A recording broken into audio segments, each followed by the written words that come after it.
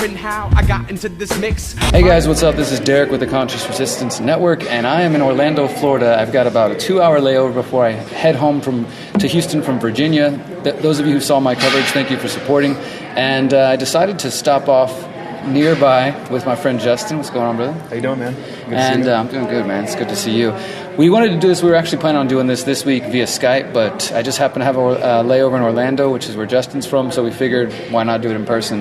And I don't believe that Justin has ever been featured on this channel. If you have, it was probably during one of my tours, like on a short video or something like that. Right. So Justin does a lot of great work, and for those who've been tuning in lately, we've been getting back to doing interviews recently. We had an interview with Johan from India, who's out there spreading all kinds of good information. We talked to Dave from Australia, so we're just talking to people from all over the place. And of course, Justin's from Orlando. He's doing good work, so we're going to dive into that. Go ahead and just give everybody a little rundown of yourself, your activism, kind of the things you care about. Yeah, so about 7 years ago, I got involved with activism and independent journalism, mainly wearing the activist hat. But just like most people, stumbled across a few documentaries. Next thing I know, I'm in the rabbit hole. I find out about Monsanto and the Federal Reserve and all this good stuff and bad stuff. And I essentially started organizing the March Against Monsanto in Orlando, Florida. That went on for 6 or 7 years, but I'm also involved in a host of other topics. Whether it's like I saw you in Standing Rock, I think that may have been the first time we met, from protesting pipelines to the Federal Reserve to the wars. I also do a host of other things like speak at city council meetings, whether it be about fluoride or pesticides. We try to get stuff done locally as well. And it's really a host of topics that I'm trying to focus on. And right now, lately, I guess I would say vaccines and 5G have really been my main focus, just because they're so in our face and so important right now. We've got the vaccine mandates and the 5G rollout. They kind of take, I think, priority right now. So that's what I've been focusing on as of late. Yeah, absolutely. Do you still have a YouTube channel by chance? Yeah. We are Change Orlando. Facebook and YouTube is what I'm active on the most, and I'm also on Instagram, jharveywrc. Cool. We'll put all those links below. Definitely give Justin some likes, follows, and subscribes and all that good stuff. Yeah, you mentioned, like you said, we met at Standing Rock. I think we'd already knew each other before, like a lot of folks online. I think so. This is the first face-to-face of us connecting. And I've seen you doing the Fed stuff. I've seen you doing the anti-war stuff. And like you said, right now, I also agree. Vaccines and 5G are particularly pressing for the moment. And right. Those who follow this channel, for the last year we've been covering both those topics. And at the beginning of 2019, I told you guys that the World Health Organization said that the vaccine hesitancy was one of the greatest threats to world health. So we knew right away, okay, there's going to be a big push. And then throughout 2019, the push in New York City, the push in California, and then recently in New Jersey and elsewhere. And then, they're coming to Texas as well. Like, there's a lot of people moving from those states to come to Texas because we still have some pretty open, vaccine laws. But this has been going on for a while. How are things, like, as far as vaccines, like, what's Florida's stance on that in Orlando? I mean, is there any effort to remove exemptions, or do you guys have exemptions still? Or no, well, we actually still have exemptions, but Florida is next. I think they're going after the biggest states, now, and we've seen what's happened in California and New York. There's been a bill that's been proposed to take away our religious exemptions and put our medical exemptions in question. Basically giving it to a board and severing that doctor-patient relationship more. So Florida is next. It's been brewing, but because of what's happening in other states, we've been really trying to get ahead of that curve and get the awareness, start contacting these local representatives, and get out there first before it's too late and we just have to have a protest at the last minute, at the last vote. Yeah. We don't want to get to that point. So Lauren Book has introduced a bill in South Florida. We're really going after getting people informed on that, and also just raising public awareness in general, because as much as I like to see people fight the local political fight, I think the most change happens with just actual public awareness. When people can make more informed decisions and they spread that throughout their community and people make the change that way, I like doing it. Hitting them from all angles, but that's my favorite way to do it. So what do you think is, tell everybody first before we get into what people can do, what you have been doing, because for those who check out the Instagram, and maybe I'll throw some pictures on the screen, you're going to see Justin in a referee suit, and I've seen that in other cities. Yep. And I mean, the actions that you've been going to, or I don't know if you've been helping organize or how that's been going, but they've been pretty big from what I can see. And there was one you were at recently. There was 2 separate groups. With, a good amount of people. Tell us about all that stuff. So what we've been doing basically is. What I like to do is if I see a movement starting to gain traction, like the Monsanto movement, I jumped on, we made some change, and we took a hold of that momentum. Well, that's the same thing that's happening with the vaccine movement right now. They've got the mandates coming down, and we need to really just hit them hard. So I said, let's use my activism and organizing experience and start getting involved with these marches. So there was the Millions March against mandatory vaccines in late August. We got involved with that in Orlando. We did a march, around the city. But then lately, Joshua Coleman, big shout out to him. He's doing incredible work out in California. He has really kicked off this V is for Vaccine movement where you dress up as whatever. It's basically a theme that you pick, and you crash a very large event, whether it be Comic-Con, a celebrity getting a star on the Hollywood sidewalk or whatnot, big football games, and you find a massive audience, and you dressed up as referees for a football game. And you go out there and you raise awareness to those people, because his motto is, if they're going to censor us, which is a whole other topic you could go into, like they are with the vaccine topic, we're going to bring this to the people, live and direct, and at massive events. So the event you spoke of was the Oprah event. We also have targeted her because she's publicly promoting vaccines. So we decided, let's get in front of her thousands of fans at every tour stop. And that's where we had 2 groups, catch the group coming in and the group coming out. So the V is for Vaccine is spreading across like wildfire. It's in all different states now. We're at football games. We're going to be at the Daytona 500 February 16th. So if anyone's near Central Florida or in Florida, contact me and I'll get you involved with that. We're going to be dressed as in like red jumpsuits with racing hats and have massive signs, and there's going to be 250,000 people attending. Nice. So that's a big crowd we can get in front of. No, and I totally agree with you on that. So these topics that we're talking about right now, 5G and vaccines, they just also both happen to be topics which are becoming increasingly censored on the internet. And for the listeners here, you guys know, censored by Pinterest, Facebook, Instagram, Twitter, MailChimp, they're all censoring groups who are talking about vaccines specifically. And then when it comes to the 5G topic, you've got like the New York Times telling people that it's just Russian disinfo, only, these are just the Russians wanting you to believe bad things are coming or whatever. So we're kind of having to take on that whole thing at the same time as fighting the awareness battle, fighting the censorship battle. And I think that the approach you're taking is spot on, to go to the streets, because I've tried to remind the audience fairly often, especially recently in face of this censorship. I got 45,000 subscribers on YouTube and I'll get a couple hundred views. No, they're not seeing any of the videos I'm doing. And so what I'm telling people is like, look, if we have opportunities, we have important issues, we have opportunities like, say, Epstein getting exposed or different things like that, go to the people and talk to people on the streets, like in public events.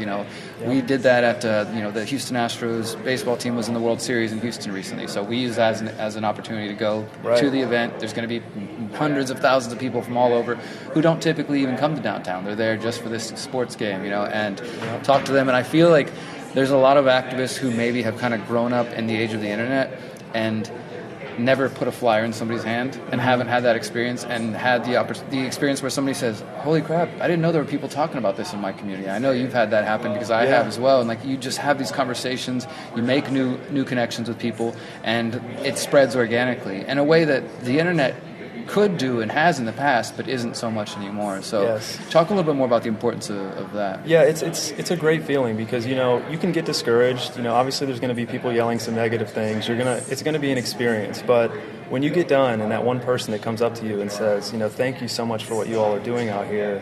I recently saw a group of people like you, and I went home and researched this topic, and now I don't vaccinate because of X, Y, or Z, or I found out about fluoride, or whatever it is. And when those people say that, it makes it all worth it, because you know that even though some people are yelling good things and bad things, there's going to be people that go home and Google it, and they're going to wake up because of what your actions that day. And it's the ripple effect is literally unknown, the effect you're having. So that's what motivates us. That's what keeps us going. And, I was blown away at the response at the Oprah event. The women, it was a much better demographic than the drunk football fans, mainly men who had been drinking. This was all women So there were some nurses and doctors thanking us, and it was a good That's thing cool. to see. So I think it's very important, like you said, do the social media thing, but we've got to stay in the streets. We've got to keep the human interaction. And if they're going to censor us, we're forced to do that more. Absolutely. You know? So let's talk about 5G now. You have been doing just an immense amount of work on that, and I'm going to go ahead and insert some of the news clips. You've had two stories covered on 5G, right? Or was it just the one? Two of them now. Two local news coverage. So tell us a little bit about that and what you've been doing to get that news coverage. Right. So one of them was because I did a city hall public speaking event, or not event, public comment section. I stood up and I educated the city council about 5G. The news picked up on that when 5G was about to be rolled out in a local community nearby. And they contacted me, we spoke. And another time was when I decided to put 5G warning signs around 5G, the new small cell 5G towers around downtown.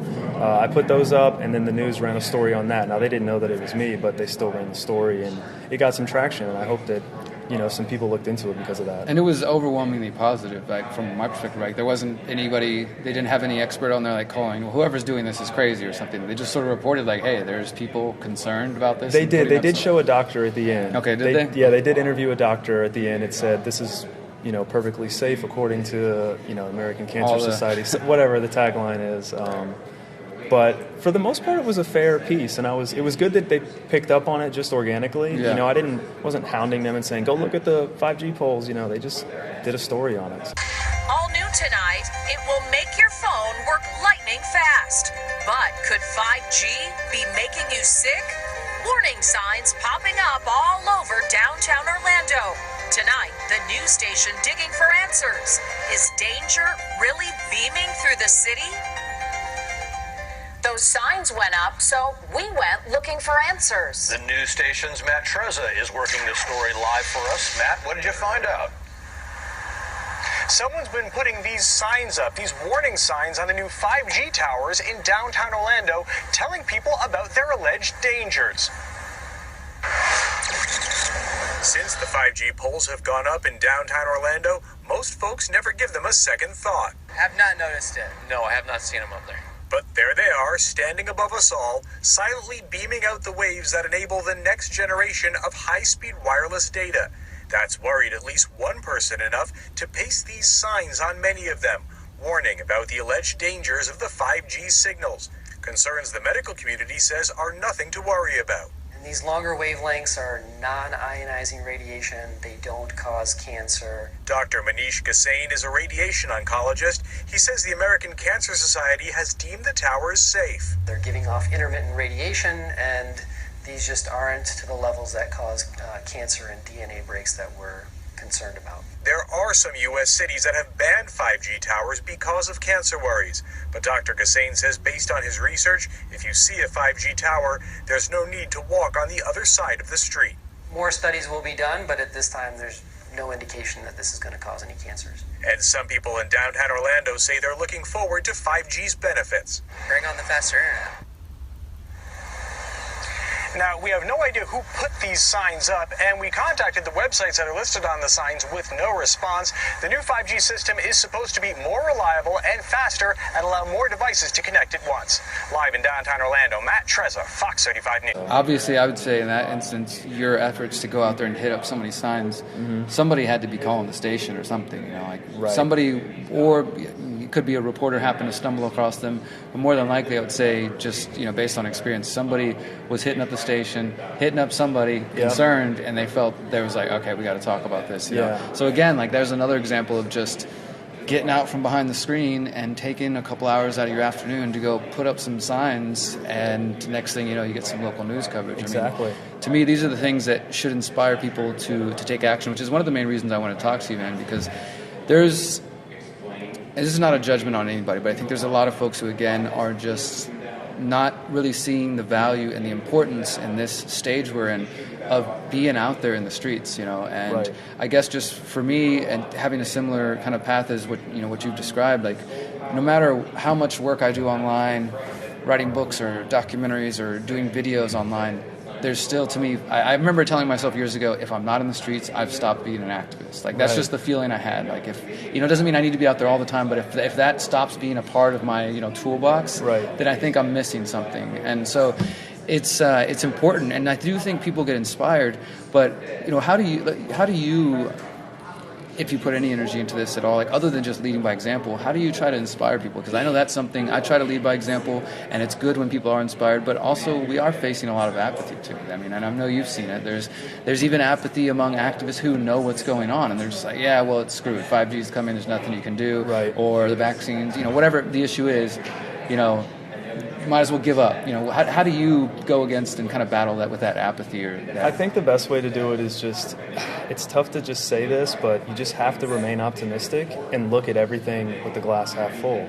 And I just continue to highlight victories and tell people stories about, the woman that pulled over and said, thank you for telling us about this. Or, I had a girl tell me one time at a Earth Day or something I was tabling for GMO-free Florida, and she said, my whole family watched this genetic roulette movie about GMOs, and my mom cried, and we all changed our diet, and it literally changed my life. And I'll never forget that instance. And when you highlight stuff like that, and you talk about there's local communities that are outlawing 5G. So people will say, oh, it's federally mandated, there's nothing we can do, the FCC, they bought everything. And that may be true to an extent, but when you look at these smaller victories, it still gets the conversation started. It still can get us somewhere. So I just tell people to keep chipping away at it. I mean, that's the best you can do. I think that for me personally, I take inspiration from people like yourself. And whenever people bring this conversation, like, how do you not lose hope? And it's, not only am I personally trying to do everything I can as an individual, and I know that's what you do as well, and, Justin's a new father, and he's still finding time to do those things. But it's because I've met people like you and others who I know. I'm like, okay, I'm holding it down in Houston. Justin's in Orlando. These people, it's like Johan's over in India. This guy's in Australia. And I just know that there's good people out there, like you said, that are piece by piece chipping away at trying to keep these ideas alive, and as well as push back, on because I'd say in the last 10 years, man, since I was, waking up and paying attention, they've definitely gotten more aggressive with their tactics to try to take away people's liberties and to be, the vaccine mandate is a big, I think, example of that. So I think, definitely being inspired by other people, the glass half full is a good way to go. Now let's talk about it for a moment, though, if we're unable to stop these mandates. Have you given any thought to that? Because this is something that, for me, that I've, specifically on the vaccines, but let's say 5G, like you mentioned, there are lawsuits taking place all around the country. The New York Times won't tell you that. The Washington Post won't tell you that Portland and other states are saying no, and they're willing to get sued and go to court for this, and that there are hundreds of counties and cities that are fighting it, but it's happening. But what if we're not able to stop 5G? What if Orlando, does get rid of exemptions, or Texas does?